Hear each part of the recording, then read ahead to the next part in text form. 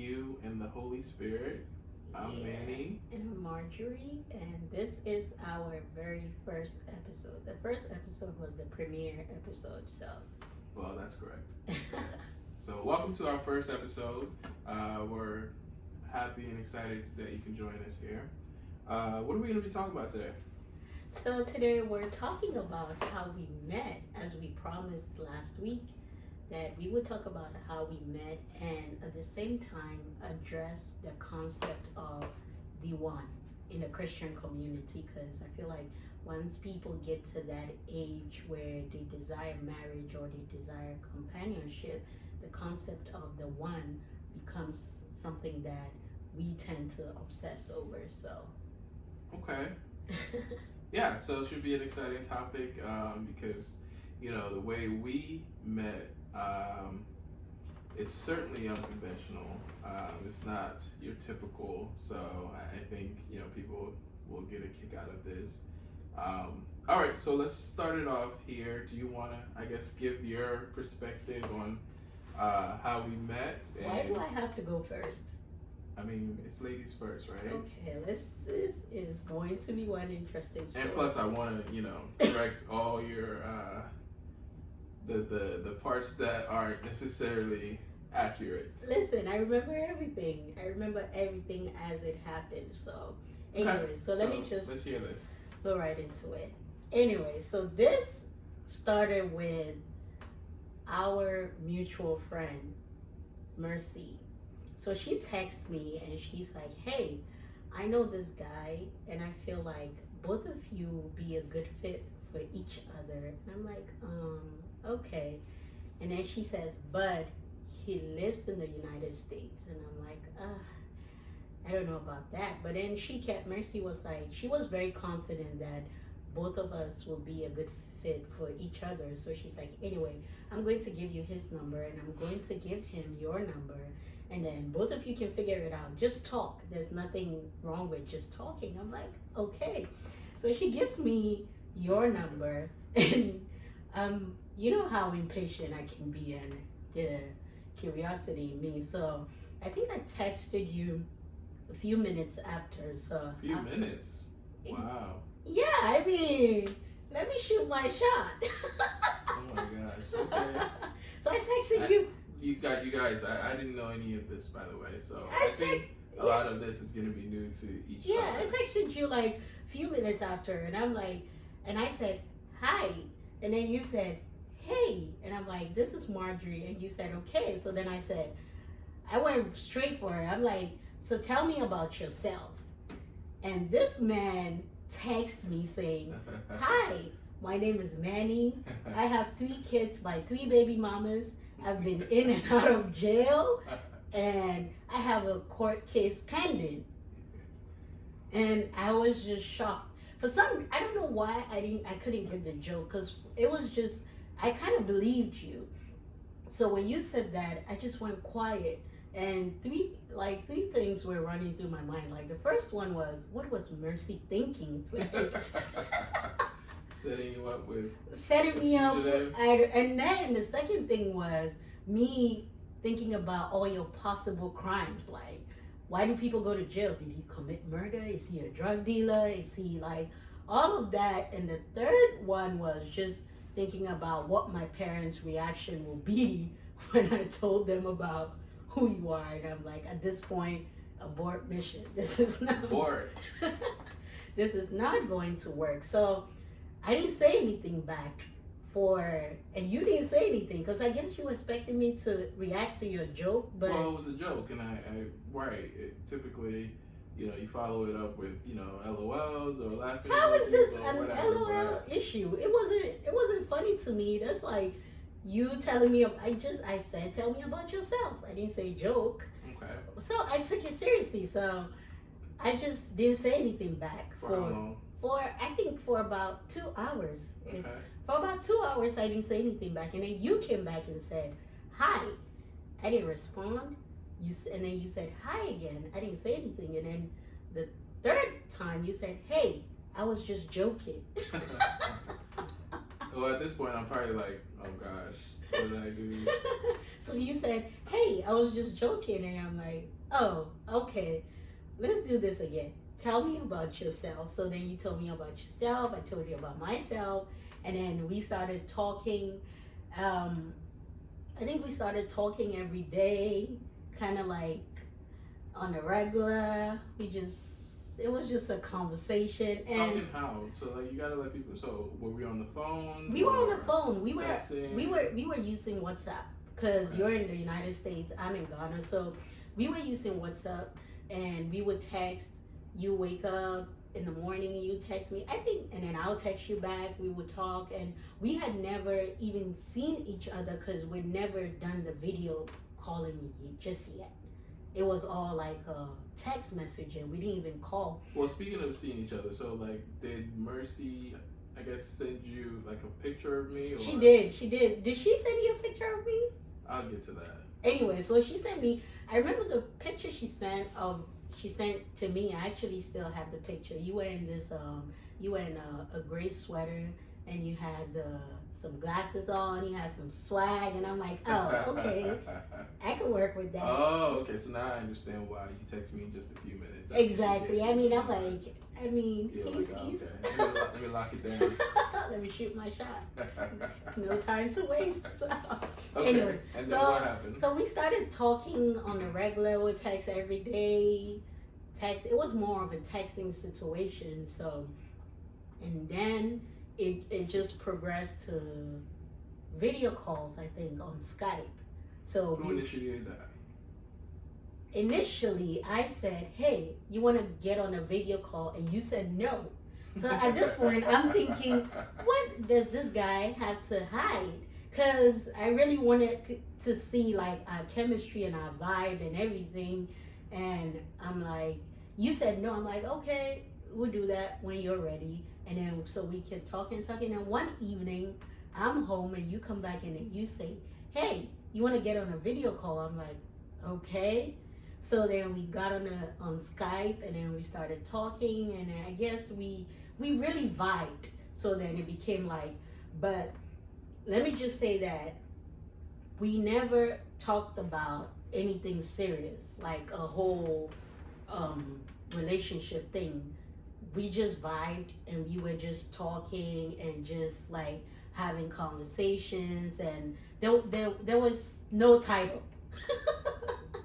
But we kept getting closer to each other, which was, for me, at some point it was weird. Like, am I supposed to be having these, like, this kind of feelings for somebody I haven't, like, hanged out with? We haven't, like, in person met physically, but, well, we grew closer and closer and closer, and I felt like it was time for us to have a serious conversation because we couldn't keep doing this without a title. And at this point, where were we? Like, how long have we been, talking? I would say about 2 months. Okay, so we were texting and calling each other or whatever, Skyping or whatever. Yes, but without a title. Yeah, without a title. With no title. And I remember Mercy had also mentioned to me that there was a possibility of you moving to Ghana. But let me just put it, had she not said that, I wouldn't have even tried to pursue something with you because moving from Ghana was not something that I was looking to do. So it wasn't in your plans? It wasn't in my plans. So I'm like, okay, if he's moving to Ghana, then maybe we can, I don't know why I took that as set he's moving to Ghana. Okay. That's how I took it. So I guess, so we started talking and then I'm like, okay, this is not, we can't keep doing this. No titles. We don't know what we're doing. We need to have a serious conversation. It was a situation. It was. You wouldn't say a situationship because it was. There was no title, but like But I don't think it was a situationship. No, it was just a friendship. It was a friendship. It was a friendship. We were Outfit. Know each other and stuff. Yeah. So one evening I call you and I'm like, we need to have a serious conversation. It is obvious that we're getting closer and we need to be realistic and have conversations about We're getting closer to what? like getting closer to each other. We were Okay. talking almost every day to the point where you would get angry when you call me and I don't pick up. Well, there was a time difference. So you have to let everyone know there was a time difference, Of right? 4 hours. 4 So or 5 hours. so you would Okay. wake up around 12 p.m. my time, and then you would call me and expect me to be on the phone waiting for you. Remember, I would have already woken up and doing stuff, and you get angry. And I think that if you do not have feelings for somebody, you wouldn't get angry when they don't pick up your call. So that's when I knew, like, you were Okay. feeling me too. Okay. Anyway, so one evening you came back from work and I said, "Hey, we need to have a conversation." So we get on a video call. You asked me text or call, and I'm like, "I think we need to do this on video." So we get on a Skype call, and I'm like, "We've been getting closer to each other. I think we need to have a serious conversation about where this is going." And I said, "Mercy told me that there was a chance that we were moving to Ghana, and that is why I even considered this relationship. Are you moving to Ghana?" And you said, I, I think that is something I can look into in the future, but right now, I don't want to move to Ghana. Don't want to live in Ghana. And I'm like, oh, okay. That was a big blow to me because, like I said, I don't know why I assumed that, oh, he's looking to move to Ghana means he was going to move to Ghana. So you said you didn't want to move to Ghana. I'm like, oh, okay. Now that's a big blow. And people need to understand that prior to that, we hear all these stories about people coming to marry and the whole process. It just wasn't something I was looking to, and my plans had nothing to do with moving out of Ghana. So when you said that, I went quiet. And then I'm like, so where is this going? And then you asked me the same question. You're like, is moving to the United States something that you want to do? Right. And I said, no, I don't want to move. And the reason why I even considered this because I assumed you were moving. So we came to the conclusion that this will not work. Right. And we decided. So you said, I don't even know why Mercy would try to set us up because you had said you were not moving. And I'm like, I don't know. But at this point, I think we need to call it quits. Because Right. we cannot lead each other on. Our plans are not fit. They don't just don't fit together. So that evening, we agreed to go our separate ways. To go our separate ways. No more texting. For me, I don't know what going your separate ways meant to you, but for me, that means snip. No more texting, no more, because I wasn't going to do that. So that was a painful evening. So it was very emotional for. Did you cry? I did cry. What do you think? Because like I said, we had gotten to know each other. So when you said, when we came to the conclusion that this was not going to work, we let it go. Mind you, this was not, I think Mercy was the only person that knew about this because I had never mentioned this to anybody. Not even my parents, not my mom, and I'm very close to my mom. But the reason why I didn't mention it was because, like I said, there was no title. It was not something that we knew where we were going, so I didn't even mention it. So dealing with I would call it like a breaking up of a friendship. I dealt with it by myself, and I just cried and let it go. So after we did that evening, I never called you. You never called me. I don't remember you calling me, but I know I never called you. We didn't text. I just let it go. Yeah, I don't think I called you either. Yeah, so I was just going about my business. And then on 7th October, I remember the date. I remember the date. Okay. On 7th October, I'm chatting with my mom in my room because it was a thing. Me and my mom always, just did. You called me around 11 p.m. my time. I get a call from this man. At this point, I'm like, should I take this call? Should I not? And you called me and I picked up. And then you said, hey, you want to get on a video call? And I said, sure. So I get on a video call and you say, you don't even acknowledge the fact that I was, at least, I don't know about you, but I was hurt from the fact that we're gone our separate ways. He didn't even say, "How you doing? How's everything going?" And this is who Manny is. He just doesn't beat around the bush. He just goes straight to the point. So you called me on 7th October around 11 p.m. and you say, "Hey, I think that this could work. I think we should give it a shot." And I'm quiet for a few minutes, and when I could say something, I asked you, I'm like, "So you're not even gonna acknowledge what just happened? You're just going to say, hey." Wait, so how long had it been? A week. So 1 week, okay. So you said, and I'm like, "You're not gonna acknowledge that, you're just going to say, I think we should work." And then you said, "You know what, never mind." At this point, I think we were both being prideful. So you said, never mind, never mind. And I'm like, "Okay, fine, never mind." So, and this is so funny. When you said never mind, I said never mind. We were both on the phone. Everybody was quiet. Like, I didn't want to hang up. You didn't want to hang up. So we were on the phone for a few minutes, and you were like, "Hey, you know what? Let's just have a conversation." So we talked, and I'm like, you said this could work, and I said, how? How is this going to work? I'm not looking to move in. You're not looking to move in. How is this going to work? And you said, well, let's take it one step at a time. How about, and I'm like, what is that one step at a time? We've been doing a lot of talking. I haven't seen you yet. So are you going to come to Ghana? And this man told me, yes, I'm going to come. This was in October. You said, I'm going to come to Ghana. I'm going to try to come to Ghana in December. And I said, okay. December comes, you don't come to Ghana. And we're still talking, and you said, oh, you have a work situation, you couldn't come. I'm like, okay. And then you said, okay, let's do April.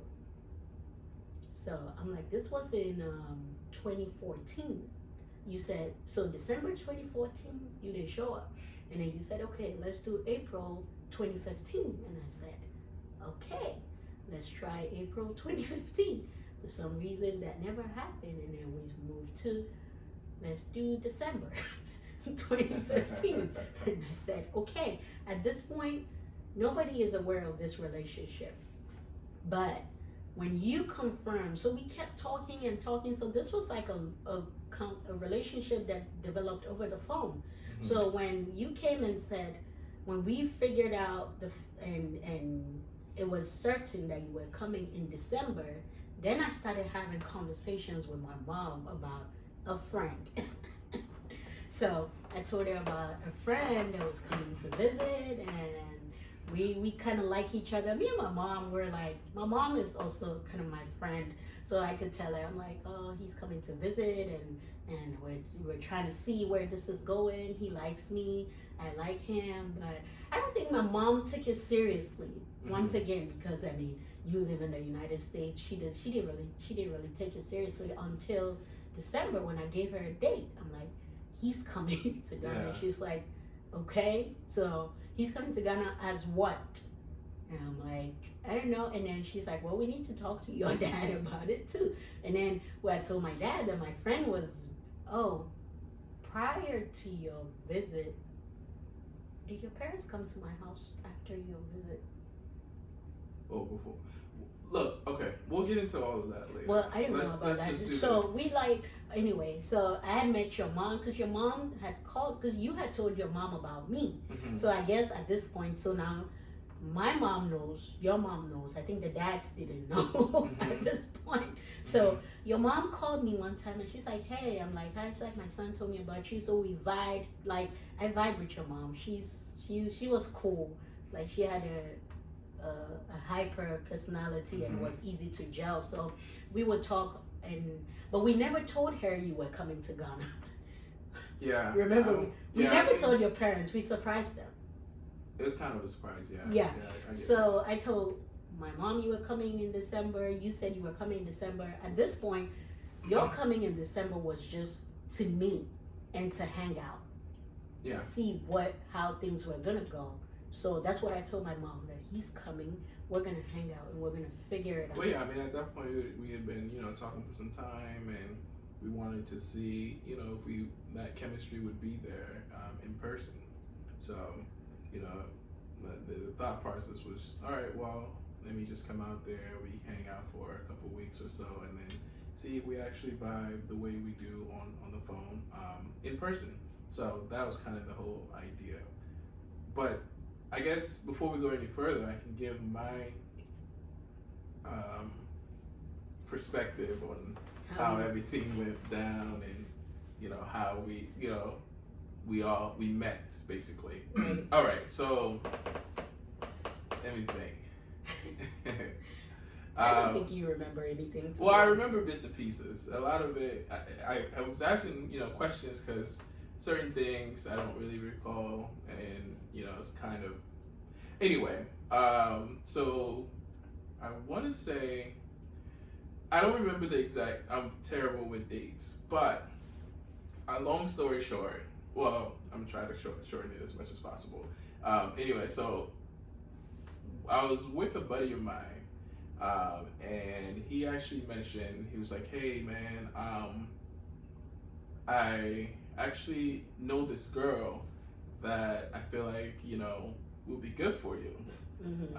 She's really cool. She's got her own stuff going on. She's working, blah blah blah, all these things." So he was selling it, right? And then he was just like, "I'm gonna hook you up." So I think he gave me the number or whatever, and then I reached out to her. This person, folks, it's the person that they're trying to hook me up with. It's actually not Marge, right? So this person is the kicker. That the person is actually Mercy.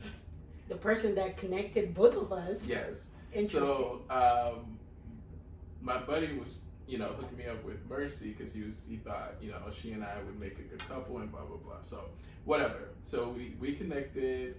Mercy and I, we were kind of talking, trying to get to know each other for some time. But then for whatever reason it didn't work out, and but we still remained friends. But did you ever meet Mercy, or it was still like just a No. It was just like a conversations, phone, I think text, or I don't even know if we did like a video call or anything like that. I'm not even sure, but I know we talked for some time, and then we got to know each other, and she's very cool, and we had a lot she of is cool. similarities and stuff. So again, for whatever reason, it didn't work out, which we still remained friends. And let me put it out there that Mercy, she actually did tell me. She told me, "Hey, it was supposed to be a link up between me and him, but it just never, it didn't go any further. It was just a conversation, and she's very set on, I don't want to move out of Ghana." So I knew the background between, but she said, if you can look past that, because it was just a simple conversation. Right. And whatever. Right, and that's what it was. So like Mercy and I became cool. We just, we were just friends and stuff. And then one day she actually hits me up. She's like, "Hey, you wouldn't believe it, but I have a friend that I think you'd match up with. She's pretty cool." And she kind of just, went on and on about, how cute you are and all these things or whatever. And then she sent me some pictures, I think. Yeah, I think she sent me some photos of you. And I was like, "Oh, okay, she's pretty."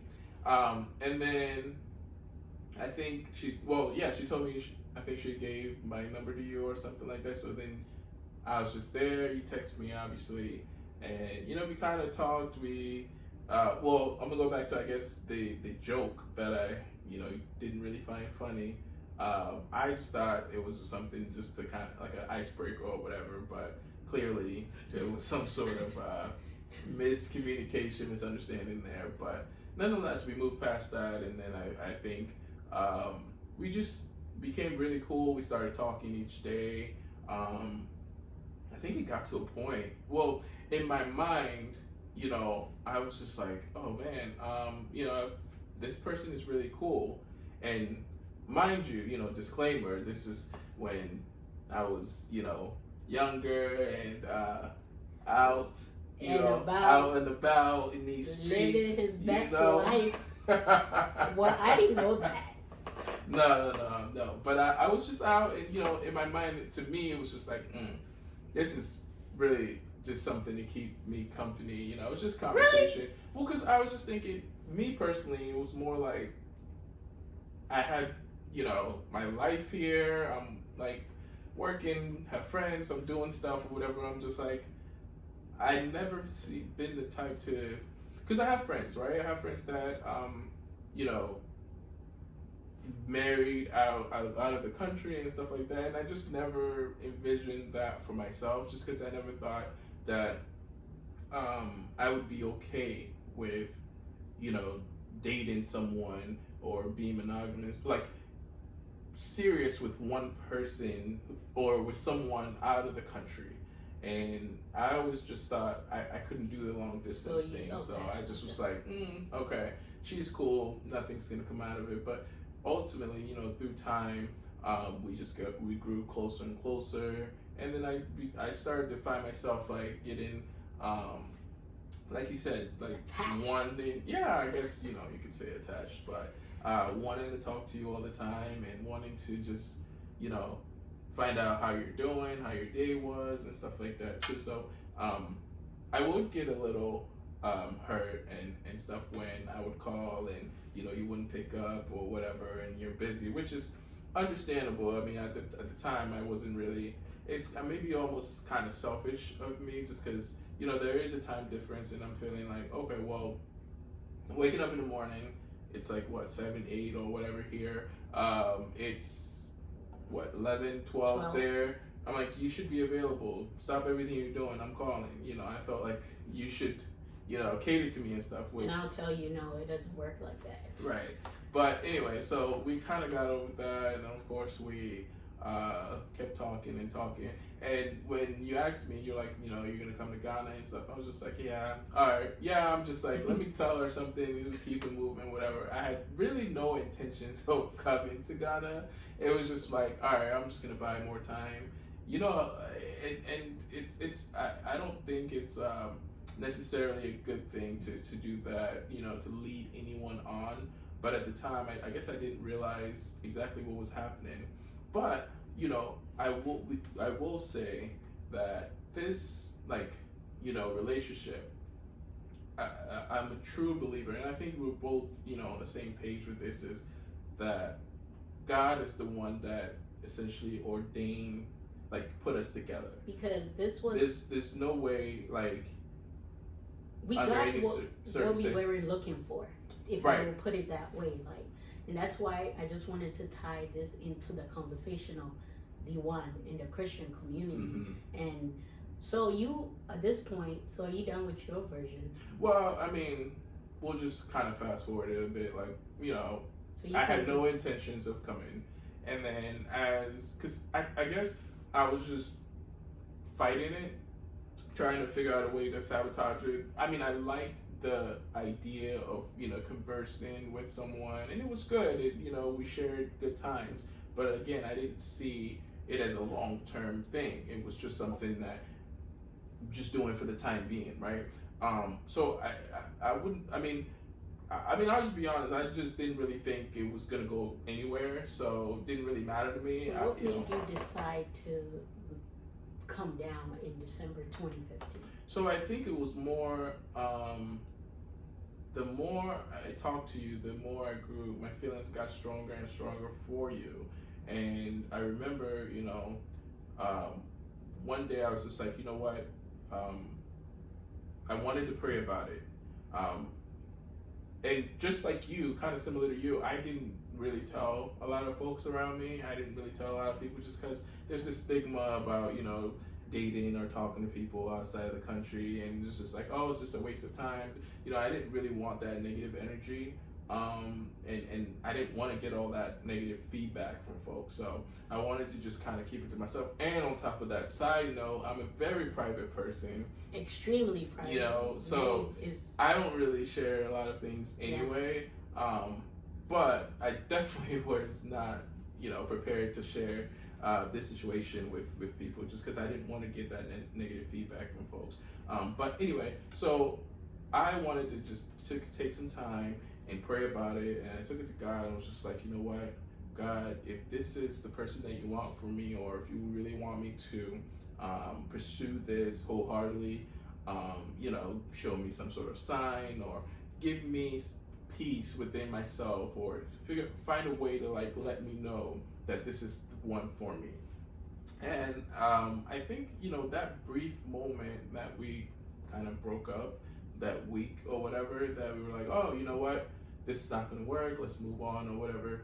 Um, During that time, I spent some time, talking to God and trying to figure out ways where I think I wanted to know for sure if, I was this was the right thing to do, or like do as in like move on with my life, or if I was making a mistake, if God really wanted me to pursue you. And I think somewhere along that week, I got some confirmation. I just woke up one day and it just felt right. Like the Holy Spirit was kind of saying, like, this is the one. Like you have to, How did you know it fix was not this. your feelings and not the Holy? How did you know it Well, was? because I had been praying about it, and that week, I just kept hearing certain things, like and I like I always God is always talking to us, right? And it's like a soft voice, and we have to like pay attention. You have to be very kind of silence everything around you And to be able to hear. talking about silence and everything around you, I think what made it easier for me and you to know that this was it was the fact that we did not invite opinions. Hmm. I never spoke about this situation with anybody. Yeah. Because I wanted to be sure. Let me put it out there that before Mercy had come to me with you and everything, I had spent time. I was at the point where I had I was committed to building a relationship with God, growing in the knowledge of God and His will, and also His will for my life. Hmm. So I was not ready to pursue something that I had no confirmation from God that this is it, pursue it. And if we're going to go back, I'm just going to go back to why I remained silent when you told me about the joke, right? Yeah. About, oh, I have 3 kids by 3 baby mamas. Not that I was being a judgy person, right? Hmm. But it was a situation of knowing where I was at that point in my life. I was not willing to come into a relationship with the mindset to change anybody. Hmm. That was going to be a lot of baggage. I'm not saying kids are not a blessing or whatever, but that was going to be, and I was not ready for that. I've been there, done that. Hmm. Trying to change somebody is draining. Yeah. Is going to take a lot. So before you make that decision that, hey, I'm going to go ahead with this situation, you have to know it's coming from God, and you have to know that you have the grace for it. I was at the point where I was growing my relationship with God, and I knew that all of this was going to be a distraction. So, which is why I was willing to walk away from it. Yeah, I mean, I think we were both kind of on the same page in respect to just not like inviting other people like opinion. Yeah. Because sometimes that can steer you away from what God's purpose for you. I think sometimes we have to rely. Well, it's not even sometimes. We have to always rely on God. And I think taking the time to, seek opinions or validations from human beings kind of takes away from who God is.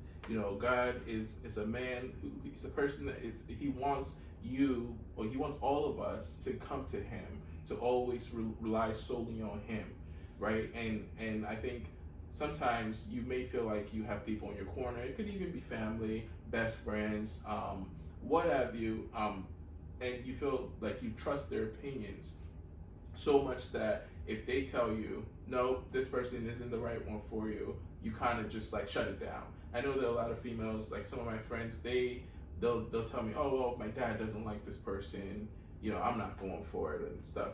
And while we want to respect our parents' opinions and hold it, to a higher standard, we have to always know whose opinion that's God's opinion supersedes everything, right? So you knew within that 1 week break. Mm-hmm. I didn't know that for sure, because when that 1 week break, when we said, okay, we need to move on, I guess we were making the decision from our selfish desires, right? So when you came back to me and said, I think this could work, I knew, I was like, okay, now I Yeah. need to take this seriously. Well, I didn't know that you were the one all the way. I must say, I think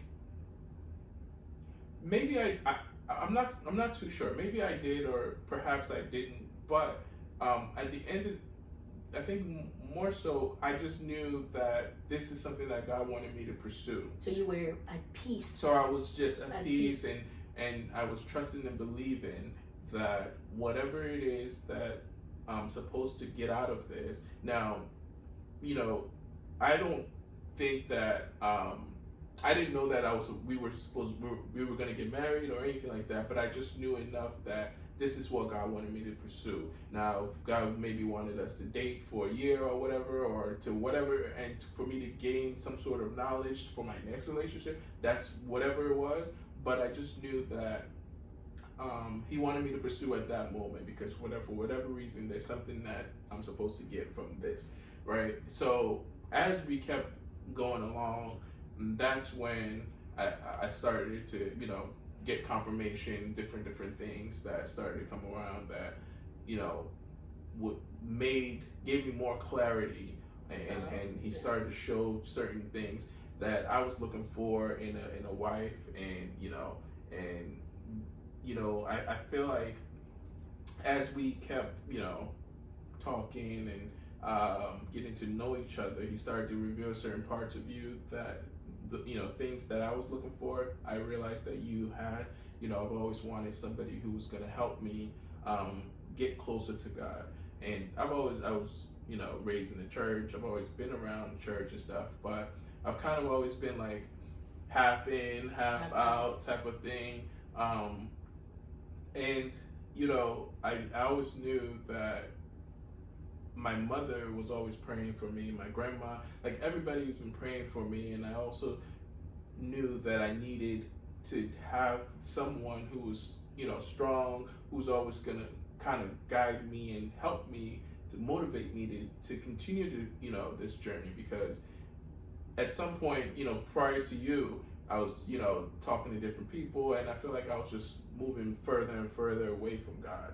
But I knew that when I got ready to get married, it would be to someone who was going to bring me closer to God and not away. And for me, I did not really have an idea about your spiritual life. Well, I knew you were a Christian, and one thing that anybody will know when they meet your parents is they're Christians. They're like, your mom is very spiritual. She's very concerned about her kids growing up, having a close relationship with God. She's all about that. And my parents are also about, being married to somebody that is going to be about God. So for me, I think I started getting to know if this was the relationship for me when we, like, after, I think it was in January of 2015, when you said you were coming to Ghana in December, and we said this was going to be it. And I knew, like, I need to pray about this. This is not something I can't let you come to Ghana and then you leave, or you're here and we don't even know what we're doing. Mm-hmm. So then I started praying about it. And for me, I knew you were going to come. And my prayer was not, God, show me that this is the one. Because what we need to understand when it comes to God speaking to us is sometimes God doesn't reveal the whole plan. Mm-hmm. There are times where he will reveal the plan and say, hey, this is the person. He speaks to everybody differently. But for me, he never said, hey, he is the one for you. However, I started seeing and receiving things. Receiving things that were like, he kind of started guiding me and ordering my steps towards like how we should proceed. Mm-hmm. And I remember telling you, hey, I'm gonna take time. I'm gonna pray about this, and let's see how we get. And as the times went by prior to December, it got to a point where I knew, but I never told you that I knew. I never said to you that, hey, I knew you were coming to Ghana. I knew you were going to be my husband, but I never mentioned it to you that, hey, I've prayed about it and this is what I've seen, because it's important that we allow people to hear from God themselves. Yeah. Sometimes we like to do God's work for him or help God. in a sense. Yeah. And Try to play God. trying to play God. So I'm like, this is not something I'm going to mention to him. Let him come and let God take over. And then you came to Ghana. You were only supposed to be in Ghana for 2 weeks. And then after 1 week, you asked me to marry you. Clearly, you didn't even know you were going to propose because you didn't even have a ring. How do you propose to a woman without a ring? That's a whole different topic. We're gonna have to get into that a different so time. You said you asked me to marry you. So then I'm like, okay. It was confusing for both of us because you never expected to do that, and then I told my. Well, I'll tell you. I mean, again, coming to Ghana was just really to see if we get along, if we that chemistry would be there, and I didn't really plan anything. It was just supposed to be that, just to have a good time and hopefully enjoy my vacation as well. But when I got there, I'll tell you, like, I never told my friends, like even my family, they didn't even know what was going on. I mean, they knew I was talking to someone in Ghana, but not anything else or much else after that. And I don't think they would have taken it seriously anyway. It was just more like, oh, okay, let's see what happens type of thing. But when I got there, as we're hanging out, and again, I'm finding out more things. Your family were really, nice to me. My family really my mother, my mom and dad, they loved you. So, and just things started to fall into place, and I was just like, well, and I think while I was down there is when I got that confirmation, and I wanted to, that's when I decided that this is the one. So we were sitting outside. You had come to visit, and we were sitting at the front porch. And then you said, "Hey, I want to tell." I remember what you were wearing an orange polo T-shirt and some brown shorts. And you said, "Hey, why do you keep saying hey? You say that all the time. You said that all the hey, hi." You said. What did I say? You said, "Hey, so." I think I want to marry you. And I'm looking at you like, you don't have, is this a proposal? What is this? I'm confused. And you said, hey, I want to get married to you. I'm like, okay.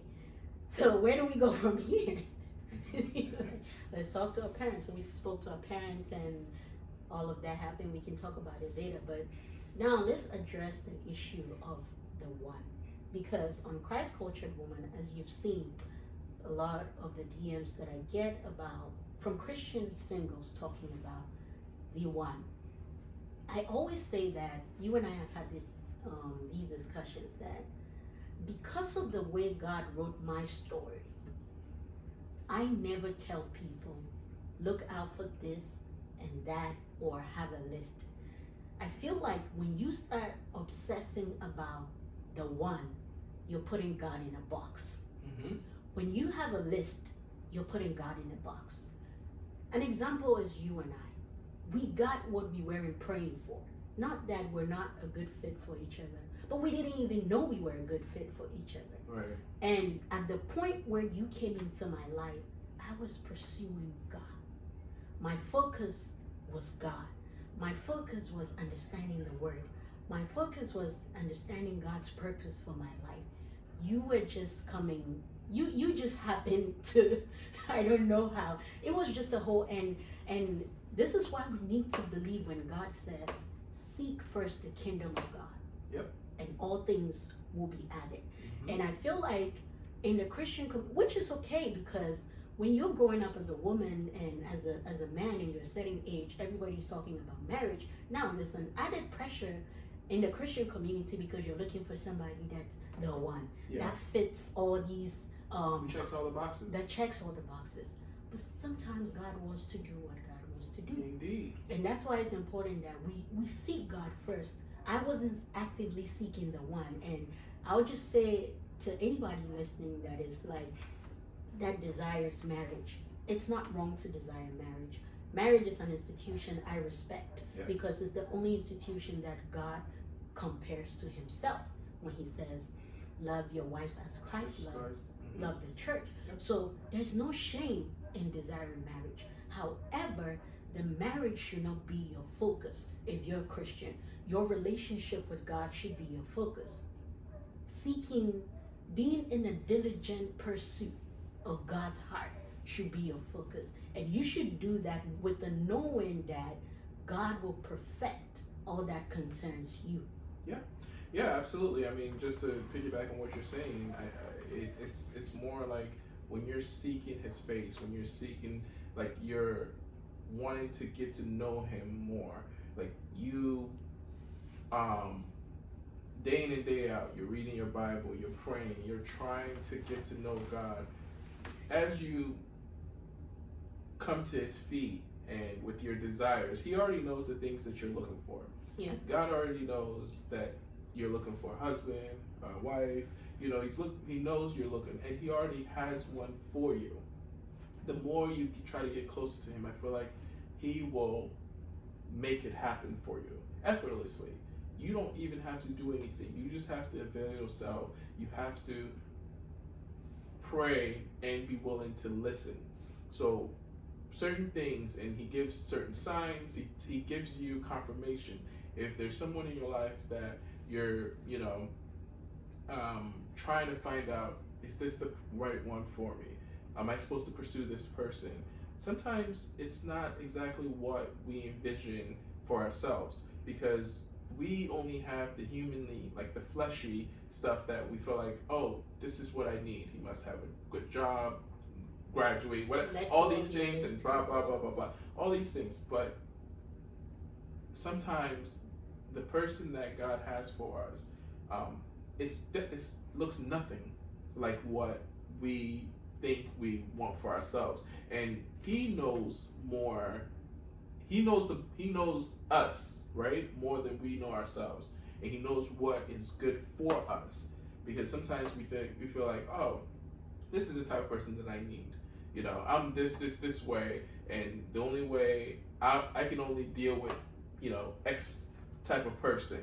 But I think it's more like, once you take your concerns or your desires to God, you have to be willing to listen. And you know that famous saying that let go and let God. And let Him do His thing. And when someone comes, your way, in your direction, that doesn't necessarily look like what you want, pray about it and ask for confirmation. And you have to be willing to hear from Him. So once you pray about it, you have to sit and actually listen and try to figure out a way, because He will send signs, and you have to be vigilant. You have to be able to understand and hear well and see these things that are happening. And I totally agree with you when you talk about praying with the intention to listen. Because sometimes the issue is not God is not talking to us. The issue is we're praying with a decided mind. Yep, and when you're praying with a decided mind, there's no way you're going to hear God. I say come to God without a list. And for me, it was easy to know that this is purposeful because I didn't have a list. You were not what I was looking for. I wasn't looking to move.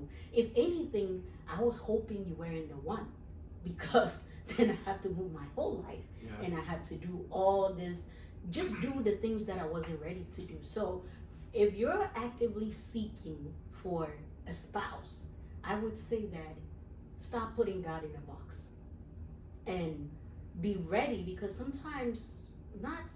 God's ways transcends human logic and human understanding.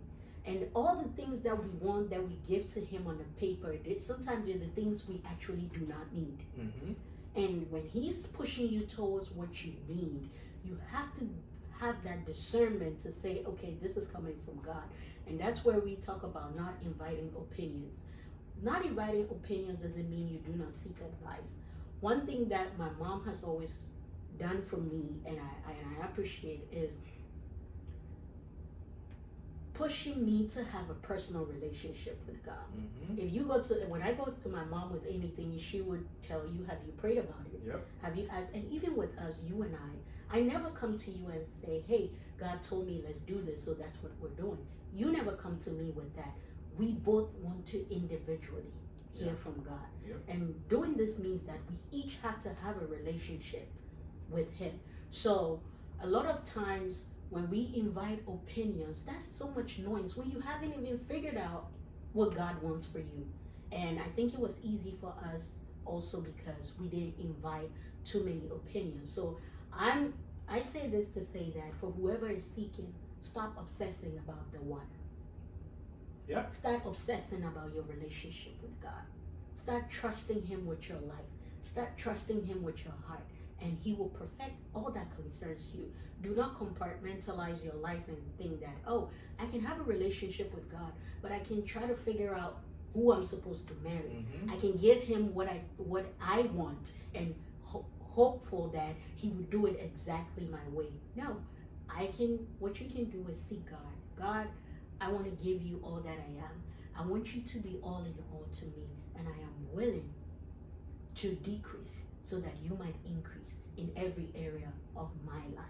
Yeah, I mean, I guess we'll end with this here. I mean, surrendering yourself is a powerful thing. Surrendering yourself, your entire being to God, and just telling Him, like, look, I want you to take control over my entire body and every part of me. So if it's your finances, if it's your, whatever the case may be, looking for your job, a career, or whatever, or even a spouse, a companion, you want to be able to give all of that up. You have to give up that, and I know it's difficult. It's really hard to do, but we know that God is a God that is always, He has good thoughts for us, and He's always looking for our best, our best interest at heart. So once we have the confidence to know that if we dedicate ourselves to Him and we say, I'm just going to sit back and I'm allow you to do whatever it is that you want to do in my life, you will experience breakthroughs In the when fullness of His glory. when you actually let go and let God. Like, Amen. you'll experience breakthroughs, and I think that it's a difficult thing for Christians to do, but I think it's one that we all have to continuously do, is to just remove ourselves from the equation and allow Him to move in our lives in every aspect, even in finding a spouse. Because I think a lot of times it's easier to allow Him to move in different parts of our lives, and just like we want to hold on to this part and say, oh, as the perfect person, or we're looking for the one, because I have to spend the rest of my life with this person. Let me be in control of it. This is something that I just can't just sit back and allow God to just do. I can't just sit back and let it happen. It just doesn't happen and it does. That's part of having faith, and that's part of believing in God, is believing in something that you can't even see. Because things that in this particular relationship, I never envisioned us being here right now. I never envisioned us being able to be in this space where you'll be here, we're living our lives and stuff, because this is just not what it made sense. It didn't make sense to either of us, and that wasn't our initial plan. But when we both decided to remove ourselves from the situation, we gave ourselves wholeheartedly to God, and we said, we're going to invite you into our lives, and we want you to make it whole. Like, you do with it what you want. Amen. And that's why we're here. So we thank God for our lives. We thank God for, I definitely thank God for bringing you to my life, because you've definitely made me a much, much better person. I'm certainly not perfect. I'm not anywhere near that. But I'm getting better each day, and I really appreciate everything that you do for me. Oh, and I'm also like really grateful to have you, because having to loving God is a beautiful experience, but also having a spouse who is willing to love God and submit himself to God is even more beautiful. And that's why we need to seek purpose. And this is purposeful. And I'm happy to have you in my life. You're a blessing. You're really a blessing. I love you. Love you And too, I have a baby. question for you, which is going to be the next. It's not really a question, it's a statement. That's going to be our next conversation. Does God's chosen spouse for you mean the absence of challenges? Oh, yeah, that's a lot to unpack. But yeah, that's a good topic. That's Yeah, something. as we were sitting here talking, I'm like, well, somebody might be listening and be like, well, just because God chose Yeah, the, just because God chose me for you or you for me means that everything is going to be smooth yeah. I sailing. mean, just because you get that confirmation that, oh, this is the right person for you, Marge is the right one, does not necessarily mean everything's just smooth sailing from there. Okay, so that's so that's going to be our next topic. We'll That's, get into all of that later. So that's certainly something that you guys can look forward to. We'll dive and unpack that topic because there's a lot in there. But yeah, this was an interesting conversation, and I hope that to all our listeners that somebody found peace and God spoke to your heart just listening to us. And we're glad you joined us. thank you. Well, And until next time. be well and be blessed.